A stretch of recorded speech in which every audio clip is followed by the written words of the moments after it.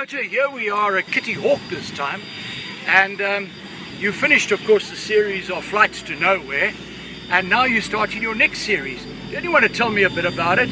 The first series, the reaction of everybody and the feedback we got was almost 100% positive. That was the nice thing about it. And it stands to reason that we had to follow up on certain cases where we actually look for the wrecks itself, which is important because we need some families that needs closure. And the important thing also in this case is the fact that we found new information. We got new information from families, from unknown sources, from people who wants to remain anonymous, which made it hugely interesting. And that's why it sparked the second series, which we are busy with now. In the second series, you're now going to go and actually look at the locations where these aircraft disappeared. That's exactly right. And we chose 4 specific cases, Athol.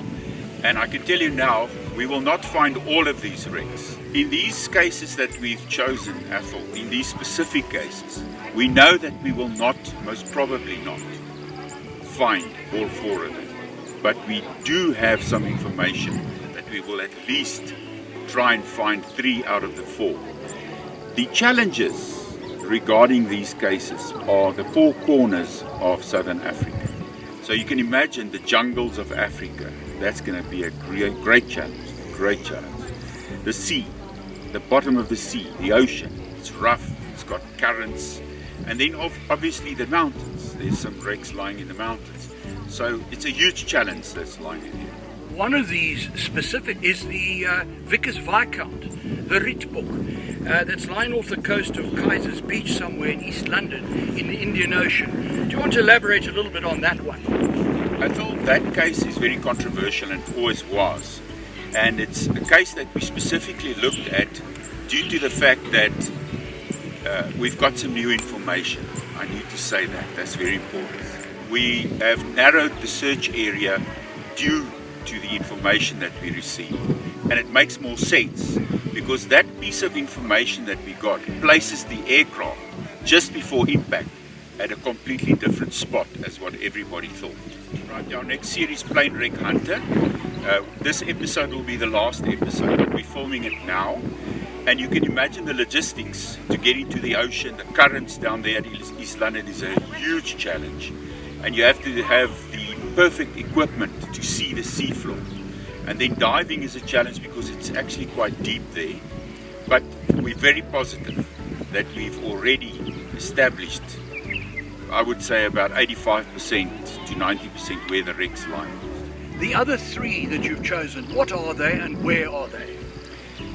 We've chosen the case of the Robertson Cape Town Baron 58 flight because that is, every year there's a group of people looking for that plane, which is quite interesting.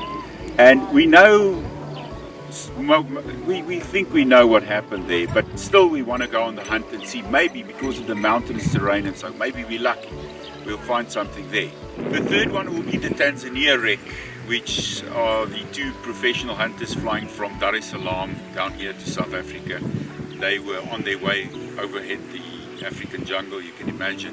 If the plane falls in there, it's like falling into the Knysna Wood that we had with the helicopter that was missing for 7 years. The canopy just closes up. So that's going to be a challenge to find. But our most emotional case, and this not for me so much at this stage, but for the family, is the case of the 2 guys that flew from Wonderboom in 1980 and disappeared in the Piper Cherokee. And everybody, there was some controversy around that because they were linked to army service and all that. So the army, the South African National Defence Force were part of the search. And God's Window is where we believe the wreck's lying. And I can tell you now, that in itself is going to be a huge challenge. And also, interestingly enough, when we spoke to the family, and they sent us a lot of information, when we look through this information, we think we are very close to where and what happened.